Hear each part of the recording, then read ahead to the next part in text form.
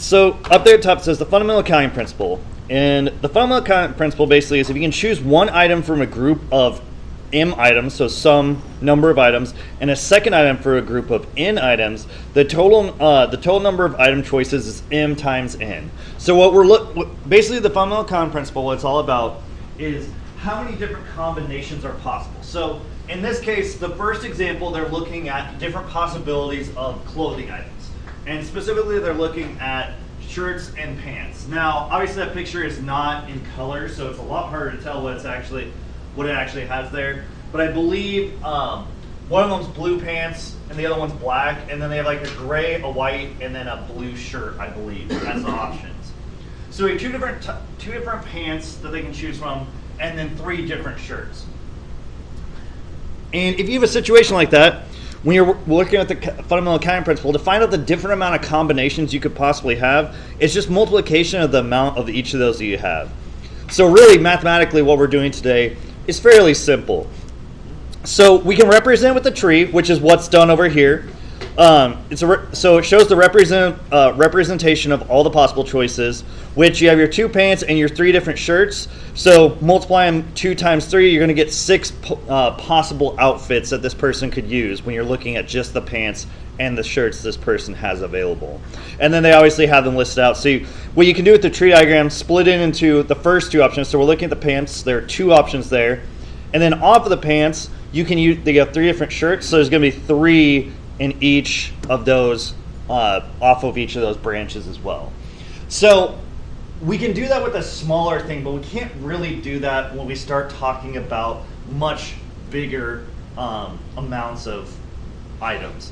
Like for instance, the second one on here, it says the Greasy Spoon offers 6 appetizers and 14 main courses.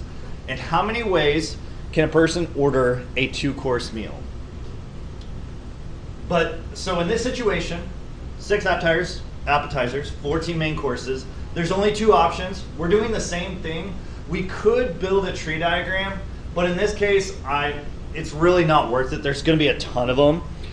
Because if you think about how it is, so if you're looking, let's say this is your plate, you're going to have 6 options off of just that. And then off of each of those, you would have 14 more. We're not going to do that, though. So in this case, going back up here, it's just multiplication, so it's going to be 6 times 14. Right here's.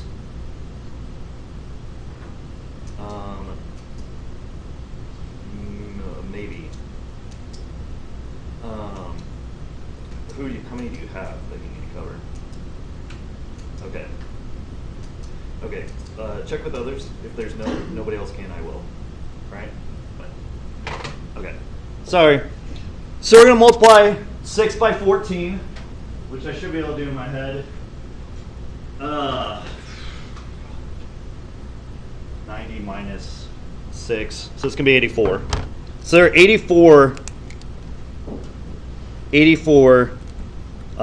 2-course meals on this one. Does anybody have any questions about that? About where we're at thus far? Has anybody worked with the fundamental accounting principle before? You may not have been referred to as the fundamental accounting principle, but I would imagine you guys have probably dealt with something with the different numbers of combinations you could have, even going back probably to elementary school, where they would have done some basic work with this. And the reason we're working with the fundamental accounting principle, we're starting off, like I said, this is all multiplication today. And the reason we're starting off with this is it actually gives us the building blocks where we can move to probability. How often, what's the chance something might occur, what are the odds, that kind of thing is going to be coming up. So it's kind of laying the groundwork for that.